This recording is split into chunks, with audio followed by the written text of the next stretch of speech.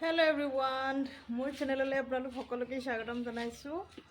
আৰু আজি মইনো বিহু দিনাখন কি কৰিলোঁ তাকে অকণমান অপেনিঙৰ পৰা আপোনালোকক দেখাবলৈ ট্ৰাই কৰিছোঁ। একচুৱেলি এতিয়া গা পা ধুই মেলি চাকি তাকি ওপৰত জ্বলোৱা হৈ গ'ল আৰু এতিয়া এইফালে মৰাশালিত জ্বলাবলৈ বাকী আছে। চ' তাকে অকণমান আপোনালোকক দেখুৱাম বলক, কেনেদৰেনো আমি চাকিখিনি জ্বলাওঁ।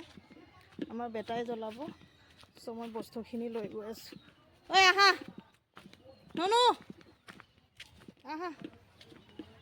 বিহু বুলি এইফালে চাকি এগছ আৰু এইফালে ধূপ দেহাক জ্বলাবলৈ দিছোঁ আৰু এটা এইফালে উঠি আছে।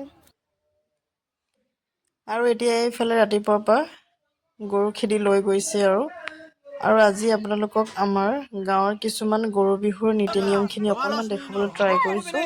চ' আপোনালোকে ভিডিঅ'টো কণ্টিনিউ কৰিব আৰু গাঁৱৰ যিটো ৰীতি নীতি তাকে অকণমান দেখাবলৈ ট্ৰাই কৰিছোঁ।